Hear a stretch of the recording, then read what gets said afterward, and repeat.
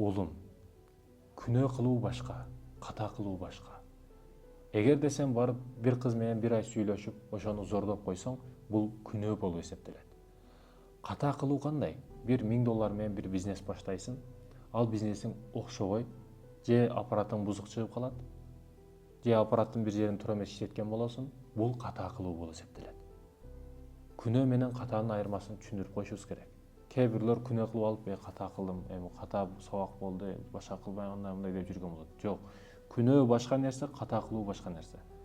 Балам, ката кылуудан коркпо. Иш баштайсыңбы? Арстан болсун, жаныбарларды карасаңыз, эркеги болсун, аял болсун, бардыгы тирүүлүгү карай. Жолдо ким чыкпасын сарылап, кийик чыкса дагы качат, чуркайт. Башкалардан, жапай жаныбарлардан, эткор жаныбарлардан качат, чуркайт. Арстан дагы сарылап чыгат экен, чуркайт. Бир өзүмө жемиш табайын деп. Кийикти кубалайт, башканы кубалайт. Адам эркек киши көчөгө чыкат экен, ар дайым кубалайт балам. Ар дайым куудасың, чуркоодосуң. Ким болбогон бул дүйнөдө чуркайт экенсиң. Кийик болсоң дагы, арстан болсоң дагы чуркайт экенсиң.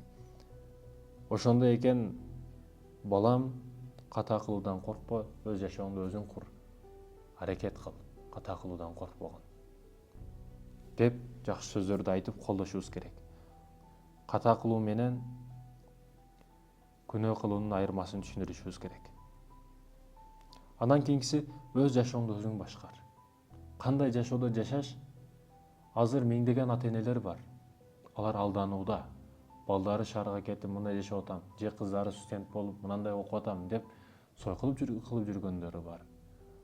Балдары бул жерге келип алып, каалаган ишин кылып алып, ата-энеси жиберген акчага сигаретин асып айын түн клубда жүргөн балдар канча.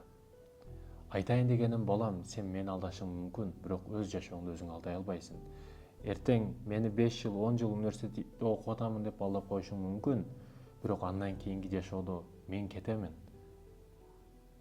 Кадамымдан кабырым жакын. Бирок андан кийинки жашооң кандай болот? Өз жашооңду өзүң алдай албайсың. Кайсыл тепкичке баргың келсе, биз колдон келишинче бүгүн сага колубузда, белибизде күчүбүз бар, жардам беребиз. Сен ошол тепкичке чыкканга аракет кыл. Кандай жашоодо болуш, кайсыл ступенькада, кайсыл орунда туруш, бул өзүңдүн колуңда. Өзүң аракет кыл. Бирөөдөн эч качан үмүт кылба. Бирөөдөн жардам күтпө. Башкалардыкы милдеттүү болот. Апамдын эң көп айткан сөзү башканыкы милдеттүү болот, балам, башкадан албагын дейт эле. Башкадан албайбыз. Башкадан жардам күтпөйбүз. Эмне болсо Аллахтан. Коркпойбуз. Кимге болсо өзүнө жараша жообу бар. Биз жооп бергенге дагы убактыбыз жок, себеби максатыбыз өтө бийик. Алдыга карап жүрө беребиз. Сүйлөгөн сүйлөй берет, ит үрө берет, кербен жүрө берет. Кербенди кармап, бардык лашкерлерди кармап алдыга сүйрөй турган бизбиз. Алдыга максатыңа жет, аракет кыл деп дух бергенин билиш керек ата-эне. Колдошуңуз керек. Өз жашооңду өзүң кур дешиңиз керек. Андан кийинкиси үй бүлө жашоодо негизгиси. Балам, үй бүлө курат экенсиң, бир кызды аманатка аласың.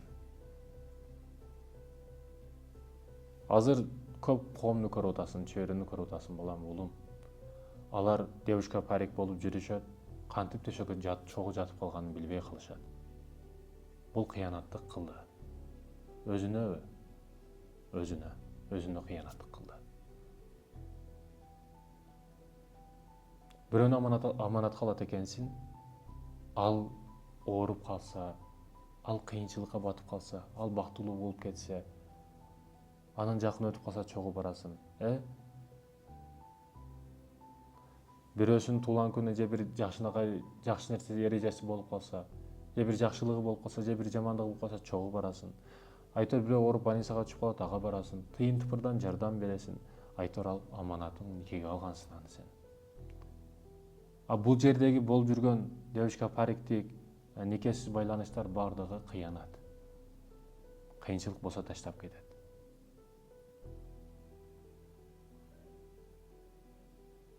Жигит кантип ыра көрөт өзүгө?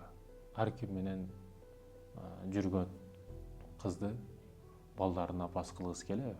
Жок, албетте.